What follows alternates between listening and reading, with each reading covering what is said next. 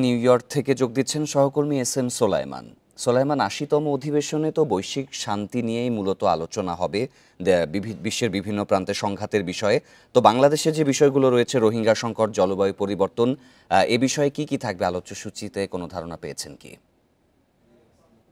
আহ, বাংলাদেশের প্রধান উপদেষ্টা এখন থেকে আর 1 ঘন্টা পরে নামবেন জেএফকে বিমানবন্দরে, এবং এরপরে তিনি আগামীকাল এখানকার জাতিসংঘের ৮০তম অধিবেশনে যোগ দিবেন। এবং এই অধিবেশনের আসলে অনেকগুলো কর্মসূচি রয়েছে। বাংলাদেশের জন্য সবচেয়ে বড় কর্মসূচি রয়েছে আপনার 30 সেপ্টেম্বর।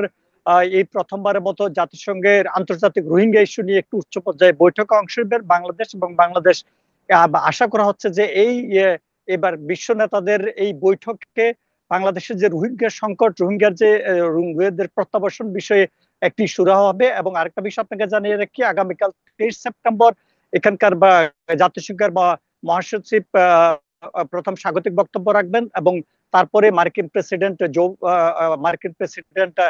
ডোনাল্ড ট্রাম্প তিনি বক্তব্য দিবেন, এবং তার বক্তব্য অংশ নেবে এই সময় অংশ নেবেন বাংলাদেশের প্রধান উপদেষ্টা, এবং প্রধান উপদেষ্টার সাথে বাংলাদেশের বিভিন্ন রাজনৈতিক দলের শীর্ষ পর্যায়ের নেতৃবৃন্দ এই প্রথমবারের মতো যোগ দিচ্ছেন। এবং আরেকটা বিষয় যদি আপনাকে জানিয়ে রাখি যে এবার বাংলাদেশের প্রধান উপদেষ্টা বাংলাদেশের রোহিঙ্গা ইস্যু নিয়ে যেমন কথা বলবেন, তেমন কথা বলবেন গত 1 বছরে তার সরকারের বিভিন্ন পদক্ষেপ, সংস্কার, এবং বাংলাদেশের যে বিদেশে যে অর্থ পাচার, এই অর্থ পাচার রোধ এবং অর্থ পাচার হওয়া অর্থ ফেরত আনার বিষয়ে তিনি বিভিন্ন দেশ এবং সরকার প্রধানদের সাথে তিনি বৈঠক করবেন, এবং ওই বিষয়টি একটি ফলাফল, ভালো ফলাফল আশা করছেন। আরেকটা বিষয় আপনাকে জানিয়ে রেখে যে এইবার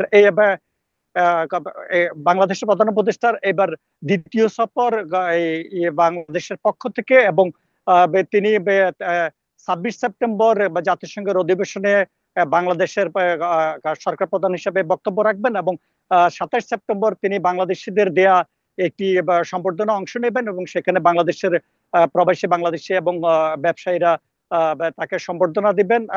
এবং আগামীকাল 23 সেপ্টেম্বর মার্কিন প্রেসিডেন্টের দেয়া নৈশভোজে, রাষ্ট্রপ্রধানদের দেয়া নৈশভোজে তিনি অংশ নেওয়ার কথা রয়েছে, এবং তাই এরই ফাঁকে হয়তো মার্কিন প্রেসিডেন্টের সাথে বাংলাদেশের রাষ্ট্রপ্রধানের একটি বৈঠক অথবা একটি সংক্ষিপ্ত আলোচনা কিংবা সৌজন্য সাক্ষাৎ হতে পারে, এবং বাংলাদেশের বিভিন্ন ইস্যু নিয়ে হয়তো দুই নেতার মধ্যে কথা হতে পারে বলে আমরা জানতে পেরেছি। সোলাইমান, নিশ্চয়ই পরবর্তী অবস্থা আপনার মাধ্যমে আমরা দর্শকদের জানাবো। যুক্তরাষ্ট্র থেকে জানাচ্ছিলেন সহকর্মী।